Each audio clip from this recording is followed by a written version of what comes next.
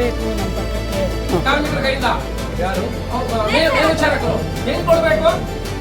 1,000 ರೂಪಾಯಿನಾ sir? ಒಂದು service ಬುಕ್ಗೆ 2 page ಬರೆಯೋದಕ್ಕೆ 5,000 ಸರ್.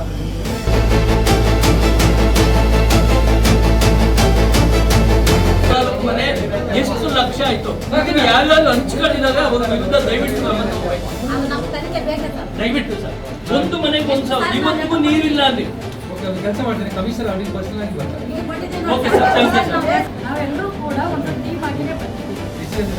ನಾವೆಲ್ಲರೂ ಒಂದು 75 ಜನ CPIM ಪಾರ್ಟಿಯಿಂದ ಇಲ್ಲಿ ನಮಗೆ ಕೇಳಿದ್ರು ಮಾದೇಪುರ CM ಆಫೀಸಿಗೆ ಅರ್ಜಿಗಳು ಕೊಟ್ಟು ಇಡೀ ಏರಿಯಾಕ್ಕೆ ಒಂದೇ ಒಂದು ಕೆಲಸನೂ ಆಗ್ತದೆ.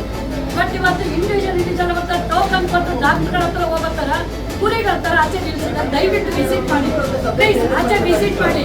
ಮೇಲ್ಗಡೆಯಿಂದ ಕೆಳಗಡೆ ಕೂತ್ಕೊಂಡಿದ್ದಾರೆ, ಅದು ಅಷ್ಟು ಸಮಸ್ಯೆ ಇದೆ. ಹಂಗಿರುವಾಗ ನೀವು ಅಟ್ಲೀಸ್ಟ್ ಒಂದು ಓಪನ್ ಪ್ಲೇಸ್ ಅಲ್ಲಿ ಕಲಿಬೇಕಲ್ವಾ? ಒಂದು ಅಧಿಕಾರಿಗಳಲ್ಲಿ ಕೆಲಸ ಮಾಡ್ತಿಲ್ಲ, ನಾಯಿಗಳ ಹಿಂಸೆಗಳು ಜಾಸ್ತಿ ಇದೆ, ಕಸ ತೆಗಿತಿಲ್ಲ, ರೋಡ್ಗಳು ಸರಿ ಇಲ್ಲ, ಇಷ್ಟೆಲ್ಲ ಪ್ರಾಬ್ಲಮ್ಸ್ ಇருக்கு. ನಾವು ಇಲ್ಲ ಹೊರಗಡೆ ಇದೆ, ಹೊರಗಡೆ ಇದ್ದಾರೆ ನಮ್ಮವ್ರಿನ್ನ ಕೂಡ ಇಟ್ಕೊಂಡು ಎಲ್ಲ 15 ಜನ ಇದ್ದಾರೆ. ನಾವು ನಿಮ್ಗೆ ಕೇಳೋದು ದಯವಿಟ್ಟು ಕುಟುಂಬಕ್ಕೆ ಸಭೆ ಪ್ಲೇಸಲ್ಲಿ ಮಾಡಿ. ಯಾಕೆ ಇದಕ್ಕೂ ಮುಂಚಿನ ಮಾಡ್ತೀರಿ? ಅಧಿಕಾರಿಗಳು ಮಾಡೋದು ಬರ್ಬೇಕಂತ ಈಚೆ ಬರ್ತಂತಲ್ಲ ಸರ್. ತುಂಬಾ ಹೋಪ್ ಪ್ಲೇಸ್ ಇದೆ ಸರ್, ನೀವು ಏರಿಯಾ ವಿಸಿಟ್ ಮಾಡಿ. ಕೇರ್ಪುರಂ ಕ್ಷೇತ್ರ ವಿಸಿಟ್ ಮಾಡಿ. ಅಧಿಕಾರಿಗಳಿಗೆ ದಾಕ್ಷಾಯಿ ಮೇಡಮ್ ಸಾಕಷ್ಟು ಅರ್ಜಿ ಕೊಟ್ಟಿರಿ, ಈಗ ತಗಡಿ ನಿಂತ್ಕೊಳ್ತಾರೆ ಅಷ್ಟೇ, ಒಂದು ಕೆಲಸ ಆಗಲ್ಲ. ಏನ್ ಮಾಡ್ತಾರೆ? ನೀವು ಬರ್ಬೇಕಾ ಇಲ್ಲಿಗೆ ಪ್ರಾಬ್ಲಮ್ ಸೆಟ್ಲ್ ಮಾಡ್ಲಿಕ್ಕೆ? ಇವತ್ತು ಪ್ರಾಬ್ಲಮ್ ಸೆಟ್ಲ್ ಮಾಡಿದ್ರೆ ನಿಧಾನ ಒಬ್ಬೊಬ್ಬರೇ ಟೋಕನ್ ಕೊಟ್ಟು ಸಮಾಧಾನ ಮಾಡಿ ಕಳಿಸ್ಲಿಕ್ಕ? ನಮ್ಮ ಸಮಾಧಾನ ಮಾಡಿ ಕಳಿಸ್ಲಿಕ್ಕ?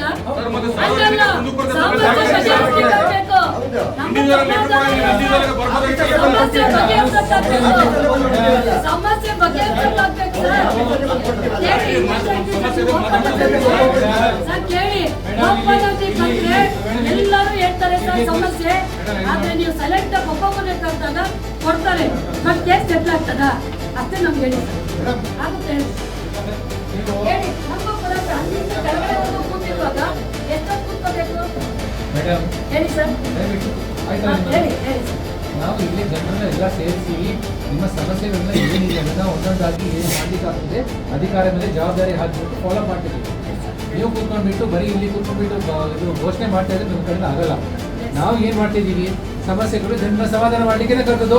ಎಷ್ಟೊತ್ತು ಕೂತ್ಕೋಬೇಕು ಸರ್? ಟೋಕನ್ ಕೊಟ್ಟಿದ್ದಾರೆ, ಟೋಕನ್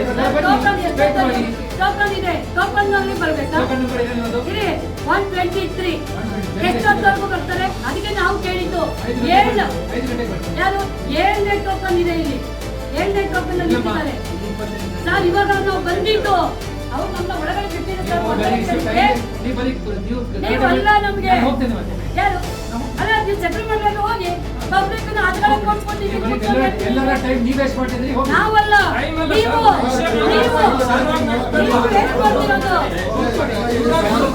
ಜನ ಒಬ್ಬ ಹ್ಯಾಂಡಿಕ್ಯಾಪ್ ಬಂದಿದ್ದಾರೆ.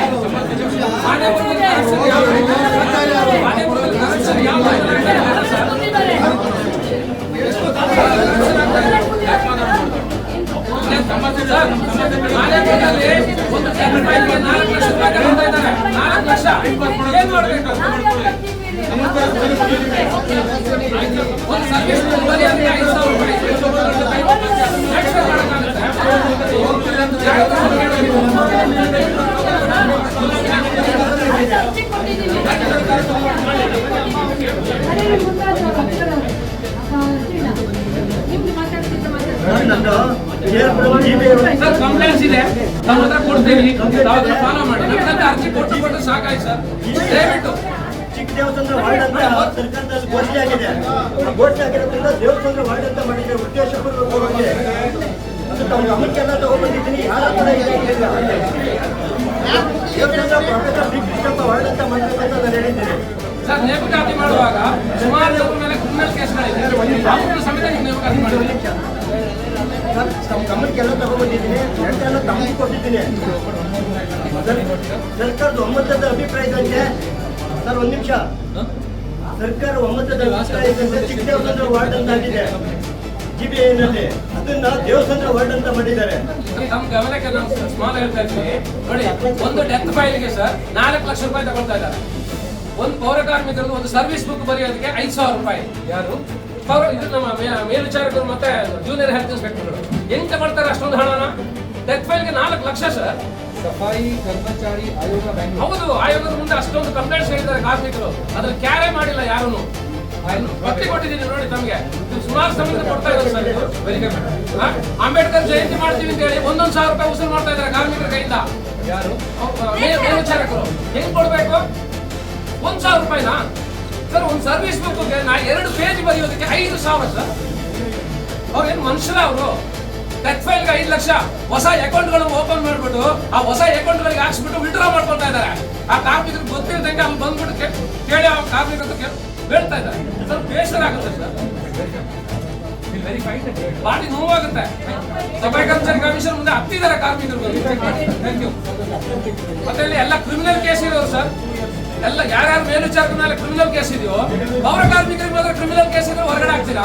ಅದು ಮೇಲ್ವಿಚಾರಕರಿಗೆ ಕ್ರಿಮಿನಲ್ ಕೇಸ್ ಇರೋದು ಯಾಕೆ ಸರ್ ತಗೊಂಡಿದ್ದೀರಾ? ಸ್ಕ್ರೀನಿಂಗ್ ಅಲ್ಲ ಸರ್, ವಯಸ್ಸಿನ ನೋವು. ಎಷ್ಟು ಕಾರ್ಮಿಕರು ಹೊರಗಡೆ ಇದ್ದಾರೆ? ನಿಮ್ಮದು ಸಮಸ್ಯೆ ಅಲ್ಲ, ನಿಮ್ಮ ಸಮಸ್ಯೆ ಅಲ್ಲಲ್ಲ ಯಾರ್ದು ಇದು? ಎಲ್ಲ ನೀವು ಪೌರ ಕಾರ್ಮಿಕನ? ಜನರ ಸಮಸ್ಯೆ. ನೀವು ಪೌರ ಕಾರ್ಮಿಕರ? ನಾನು 15 ವರ್ಷದ ಸಂಘ ನಡೆಸ್ಕೊಂಡು ಬರ್ತಾ ಇದ್ದೀವಿ ಸರ್. ಸಂಘಟನೆ ಬೇರೆ, ನೀವು ಪೌರ ಕಾರ್ಮಿಕ. ಅದಕ್ಕೆ ತಮಗೆ ಅರ್ಜಿ ಕೊಡಕ್ ಮನವಿ ಕೊಡಕ್ ಏನು ನಡೆದಿಲ್ಲ ಅಂತ ಹೇಳಿ ಮುಂದೆ ಬರುತ್ತೆ ಅಂದ್ರೆ ಏನ್ ಸರ್? ಇಲ್ಲ ಶೌಟ್ ಅಲ್ಲ ಸರ್, ನನ್ನ ವಾಯ್ಸ್ ಸ್ವಲ್ಪ ಜೋರಾಗಿದೆ ಅಷ್ಟೇ, ಅಷ್ಟೇ ಶೌಟ್. ಅದನ್ನ ನೀವು ಶೌಟ್ ಅಂತ ಹೆಸರು ಮಾಡಿದ್ರೆ ನಾನೇನು. ಈಗ ಇವತ್ತು ಪೂರ್ವ ಗ್ರೇಟರ್ ಬೆಂಗಳೂರು ಪ್ರಾಧಿಕಾರದ ಮುಖ್ಯ ಚೀಫ್ ಆದಂಥ ಮಹೇಶ್ ರಾವ್ ಅವರು ಇವತ್ತೆಲ್ಲ ಕಡೆಗಳಲ್ಲೂ ನಾವು ಕುಂದುಕೊರತೆಗಳ ಸಭೆ ಮಾಡ್ತೀವಿ ಅಂತೇಳಿ ಫೇಸ್ಬುಕ್ ಅದು ಇದರಲ್ಲೆಲ್ಲ ಕೂಡ ಪ್ರಚಾರ ಮಾಡಿದ್ದಾರೆ. ಇವತ್ತು ನಾವಿಲ್ಲಿ CPM ಪಾರ್ಟಿಯಿಂದ ಆಗ್ಬೋದು ಪಬ್ಲಿಕ್ ಎಲ್ಲರೂ ಕೂಡ ಅವರವರ ಪ್ರದೇಶದ ಸಮಸ್ಯೆಗಳಿಂದ ಇಲ್ಲಿ ಬಂದಿದ್ದಾರೆ. ಬಹಿರಂಗವಾಗಿ ನಾವು ಅವ್ರಿಗೆ ಕಂಪ್ಲೇಂಟ್ ಕೊಡ್ಬೋದು ಅಂತ ಜನ ಬಂದಿದ್ದಾರೆ. ಇಲ್ಲಿ ಬಂದು ನೋಡ್ದ ಅಂತಂದರೆ ಪ್ರತಿಯೊಬ್ಬರಿಗೂ ಒಂದೊಂದು ಚೀಟಿ ಕೊಟ್ಟು ಆ ದೂರನ್ನ ಬರ್ಕೊಳ್ಳಿ ಅಂತ ಟೋಕನ್ ಸಿಸ್ಟಮ್ ಕೊಟ್ಟು ಕೂಡಿಸಿದ್ದಾರೆ. ಈಗ 7-8 ಟೋಕನ್ ಓಡ್ತಾ ಇದೆ. ಈಗ ಸಮಯ 4:15 ಆಗಿದೆ.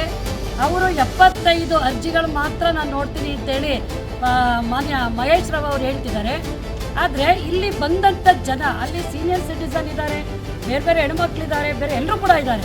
ನಾವು ಕೇಳೋಂಥದ್ದು ಕುಂದು ಕೊರತೆಗಳು ಅಂದಾಗ ಬಹಿರಂಗವಾಗಿ ಇವತ್ತು ಕರೆಯೋದಾಗಿದ್ದಿದ್ರೆ ಒಪ್ಪನಾಗಿ ಜನ ಅವ್ರ ಸಮಸ್ಯೆಗಳನ್ನ ಹೇಳ್ಕೊತಾರೆ. ಅದನ್ನು ಅವ್ರು ಯಾವತ್ತಾರು ಇತ್ಯರ್ಥ ಮಾಡಲಿ. ಇವತ್ತು ಒಳಗಡೆ ಕೂತ್ಕೊಂಡು ಮಾಡ್ತಾರೋದು ಯಾಕಪ್ಪ ಅಂತ ಹೇಳಿದ್ರೆ ಸಾಕಷ್ಟು ಜನ ಕಂಪ್ಲೇಂಟ್ ಕೊಟ್ಟೋದು ಇಲ್ಲಿ ಏನೇನೂ ಕೆಲಸ ಆಗಿಲ್ಲ.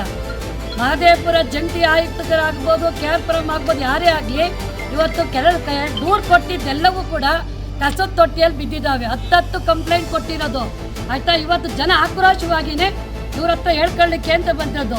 ಇವರು ಒಳಗಡೆ ಕೂತ್ಕೊಂಡು ಸಮಾಧಾನಕರವಾಗಿ ಅರ್ಜಿ ತಗೊಂಡು ನಾವು ಮಾಡ್ತೀವಿ ಅನ್ನುವಂಥ ಭರವಸೆ ಕೊಟ್ಟು ಕಳಿಸ್ತಿದಾರಲ್ಲ, ಅದು ಇತ್ಯರ್ಥ ಆಗ್ತದೆ ಅಂತ ನಮಗೇನು ಇಲ್ಲ. ಇಡೀ ಕ್ಷೇತ್ರದಲ್ಲಿ ರಸ್ತೆಗಳ ಸಮಸ್ಯೆ ಇದೆ, ರಸ್ತೆಗಳ ಹಳ್ಳ ಗುಂಡಿಗಳ ಸಮಸ್ಯೆ, ಡ್ರೈನೇಜ್ಗಳು ಇವತ್ತು ಎಲ್ಲೂ ನೀರು ಹರಿತಾ ಇಲ್ಲ, ರಾಜಕಾಲುವೆಗಳು ತುಂಬಿ ಮನೆಗಳಿಗೆ ಇವತ್ತು ನುಗ್ಗುತ್ತಾ ಇದೆ. ತಗ್ಗಾದ ಪ್ರದೇಶಗಳಲ್ಲಿ ನಾಯಿಗಳ ಹಾವಳಿ ಇಡೀ ಕ್ಷೇತ್ರದಲ್ಲಿ ಬೀದಿಯಲ್ಲೂ ಕೂಡ ಇದ್ದಾವೆ. ಅದಕ್ಕೆ ಯಾವುದೇ ರೀತಿಯಾದಂಥ ಕಡಿವಾಣ ಇಲ್ಲ. ಮತ್ತು ಇವತ್ತು ಕಸ ಎಲ್ಲಂದಲೇ ರಸ್ತೆಗಳಲ್ಲಿ ಬಿದ್ದಿದ್ದಾವೆ. ಇಂಥವೆಲ್ಲವೂ ಇರುವಾಗ ಇಲ್ಲಿರುವಂಥ ಅಧಿಕಾರಿಗಳು ನಮ್ಮದೇ ಆದಂಥ ಟ್ಯಾಕ್ಸ್ ಹಣದಲ್ಲಿ ಸಂಬಳ ತಗೋತಾರಲ್ಲ, ದನ ಕಾಯ್ತಾರ ಅಂತೇಳಿ ಇವತ್ತು ನಾವು ಕೇಳ್ತೀವಿ. ಯಾಕೆಂದರೆ ಅಧಿಕಾರಿಗಳು ಇವತ್ತು ಕೆಲಸ ಮಾಡಿದರೆ ಮಹೇಶ್ ರಾವ್ ಅವರು ಇಲ್ಲಿ ಬಂದು ಕುಂದು ಕೊರತೆಗಳನ್ನ ಆಲಿಸಬೇಕಾಗಿರಲಿಲ್ಲ.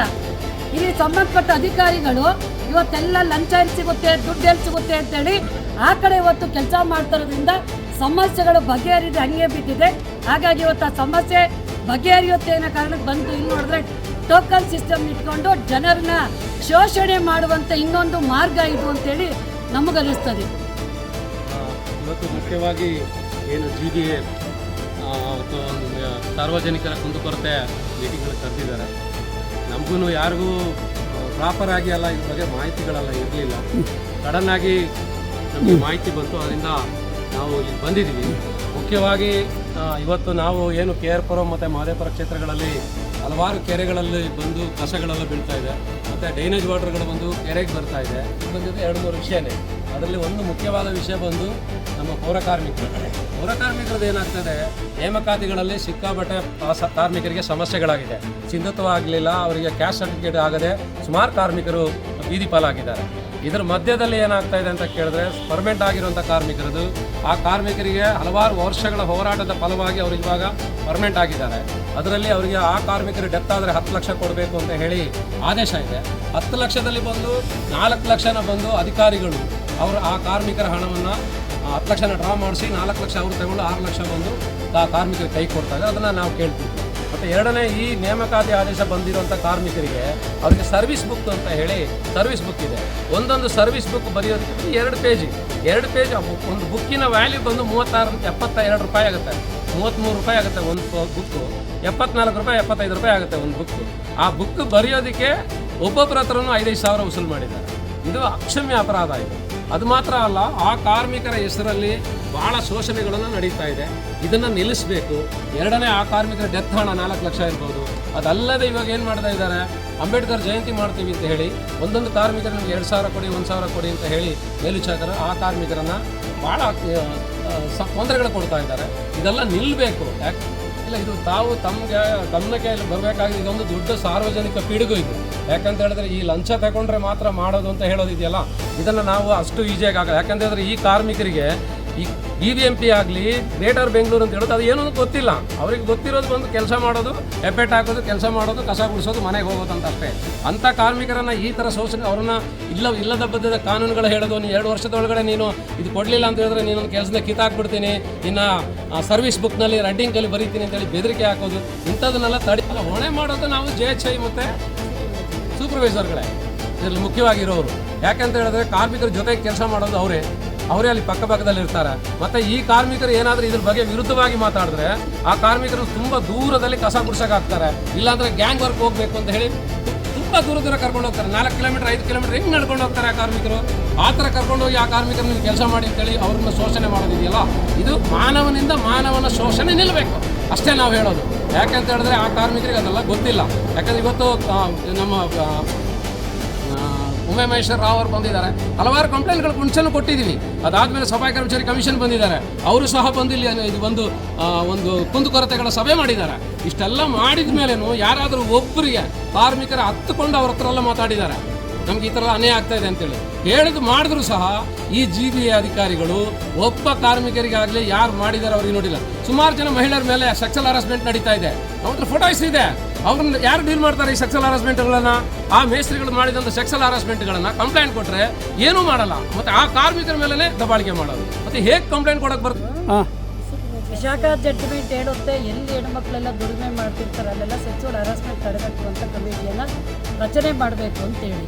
ಹಾಗಾಗಿ ಇವತ್ತು ಆ ರೀತಿಯಾದಂಥ ಸಮಿತಿಯಲ್ಲಿ ರಚನೆ ಮಾಡಿರೋದೊಂದು, ಮತ್ತು ಅಲ್ಲಿ ಕೆಲಸದ ಗಳ್ಕೊಳ್ತೀವಿ ಅಂದರೆ ಅಭದ್ರತೆಯನ್ನು ಕೂಡ ಹೆಣ್ಮಕ್ಳಲ್ಲಿ ಕಾಡ್ತಾ ಇದೆ. ಹಾಗಾಗಿ ಈ ರೀತಿ ಸೆಕ್ಸುವಲ್ ಹರಾಸ್ಮೆಂಟ್ ಮಾಡ್ತಿದ್ದಾರೆ ಅನ್ನುವಂಥದ್ದು ಮಾಹಿತಿಗಳು ನಮ್ಗೆ ಈಗಲೇ ಗೊತ್ತಾಗಿದ್ದು. ಆ ರೀತಿಯಾದಂಥ ಕಂಪ್ಲೇಂಟ್ಗಳು ಫೋಟೋಗಳಿದ್ದರೆ ತಾವು ಕೂಡ ಮುಲಾಜಿಲ್ಲದೆ ಅದರ ಮೇಲೆ ಹೋರಾಟವನ್ನು ಮಾಡ್ತೀವಿ. ಯಾಕೆ ಅಂತಂದರೆ ಈ ಥರದಲ್ಲಿ ಹೆಣ್ಮಕ್ಳು ಕೆಲಸ ಮಾಡೋಕ್ಕೆ ಬಂದಾಗ ಇಂಥ ರೀತಿಯಾದ ಕಿರುಕುಳಗಳನ್ನು ಅನುಭವಿಸ್ಕೊಂಡು ಇವತ್ತಿನ ಕೆಲಸ ಮಾಡಬೇಕು ಅಂತಂದರೆ ಅದು ಸರಿಯಾದಂಥ ಕ್ರಮ ಅಲ್ಲ. ಅದು ಕಾನೂನಿಗೆ ವಿರೋಧವಾಗಿ ಮಾಡುವಂಥ ಕೆಲಸಗಳಾಗಿರ್ತವೆ. ಹಾಗಾಗಿ ಅದೇನಿದೆ ಹೋರಾಟ ಮಾಡ್ತೀವಿ. ಈಗ ಅದು ಡಾಕ್ಯುಮೆಂಟ್ಸ್ಗಳೇನಿದೆ ನಾವೆಲ್ಲರೂ ಕೂಡ ಇಟ್ಕೊಂಡೋದಿಗೆ ಮಹಿಳಾ ಆಯೋಗದ ಅಧ್ಯಕ್ಷರನ್ನು ಭೇಟಿ ಮಾಡೋಣ, ಮತ್ತು ಸಂಬಂಧಪಟ್ಟ ಇವ್ರಿಗೂ ಕೂಡ ಕೊಟ್ಟು ಇವ್ರ ಮೇಲೆ ಕ್ರಮ ಜರುಗಿಸಿದ್ದಾರೆ ಅಂತೇಳಿ ಮಾಹಿತಿಯನ್ನು ಕೂಡ ಕಲೆಕ್ಟ್ ಮಾಡ್ತೀವಿ. ಏನೂ ಮಾಡಲಿಲ್ಲ ಅಂದ್ರೆ ಮುಂದೆ ಹೋರಾಟ ಅನ್ನೋದು ಇರ್ತದೆ. ಆಡಿಯೋನು ಇದೆ, ವಿಡಿಯೋ ಹೋರಾಟ ಆಯಿತು. ಏನಾಯಿತು? ಒಂದು ಮಹಿಳೆನ ಪೌರ ಕಾರ್ಮಿಕರನ್ನ ಈ ಥರ ಕುಡಿದ್ಬಿಟ್ಟು ರಾತ್ರಿ 8-9 ಗಂಟೆಯಲ್ಲಿ ಬಂದ್ಬಿಟ್ಟು ನೀನು ಬರಬೇಕು ನಮ್ಮ ಪಕ್ಕಕ್ಕೆ ಅಂತ ಹೇಳ್ಬಿಟ್ಟು ಕಾಲ್ ಮಾಡಿ ಕರೆದಿರೋದು. ಯಾರಮ್ಮದು? ಸೂಪರ್ವೈಸರ್ಸ್ ಹೆಸರು ಗೊತ್ತಿಲ್ಲ, ಕೊಟ್ಟಿದ್ದಾರೆ. ಮತ್ತೆ ಆ ಮಹಿಳೆ ಹೋಗ್ದಿರೋದಕ್ಕೆ ಅವ್ರ ಮೇಲೇ ದೌರ್ಜನ್ಯ ಮಾಡೋದು, ನೀನು ಅಲ್ಲೋಗು, ನೀನು ಇಲ್ಲೋಗು, ಇಲ್ಲಾಂದರೆ ದೂರ ಹಾಕೋದು, ಆ ಥರ ಮಾಡೋದು. ಈ ಥರ ಬ್ಲ್ಯಾಕ್ ಮೇಲ್ ಮಾಡ್ತಾರೆ. ಇಲ್ಲಾಂದರೆ ಕೆಲಸದಿಂದ ಕಷ್ಟ ಆಗ್ತೀವಿ, ನಿಮ್ಮೂರಿಗೆ ನೀವು ಹೋಗ್ಬಿಡ್ಬೇಕು, ಕಂಪ್ಲೇಂಟ್ ಕೊಡೋಕ್ಕೆ ಹೋದರೆ ಆಮೇಲೆ ಯಾರನ್ನೂ ಉಳಿಸಲ್ಲ. ಈ ಥರ ಎಲ್ಲ ದಬ್ಬಾಳಿಕೆಗಳು ಹೆಣ್ಮಕ್ಳ ಮೇಲೆ ಶೋಷಣೆ ತುಂಬ ನಡೀತಾ ಇದೆ. ಅಂದರೆ ಈಗ ನಾವು ಎಷ್ಟೋ ಸಲ ಕಂಪ್ಲೇಂಟ್ ಕೊಟ್ಟಿದ್ರು ಇನ್ನೂ ಅವರೇ ಅದೇ ಅಧಿಕಾರಿ ಸೂಪರ್ವೈಸರ್ಗಳು ಬಂದು ನಿಲ್ತಾರದ್ದು, ಆ ಸ್ಪಾಟಲ್ಲಿ ಅವ್ರನ್ನ ಬೇರೆ ಕಡೆ ಮಾಡೋದು, ಬೇರೆಯವ್ರನ್ನ ಕಳಿಸೋದು, ಆ ಥರ ಏನು ಒಂದು ಇದು ತಗೊತಾ ಇಲ್ಲ ಈ BBMP. ಅದ್ರ ಕಡೆಯಿಂದ ಇದಕ್ಕೆ ಆಕ್ಷನ್ ತೊಗೋಬೇಕು ಅಂತ ಹೇಳ್ಬಿಟ್ಟು ನಾವು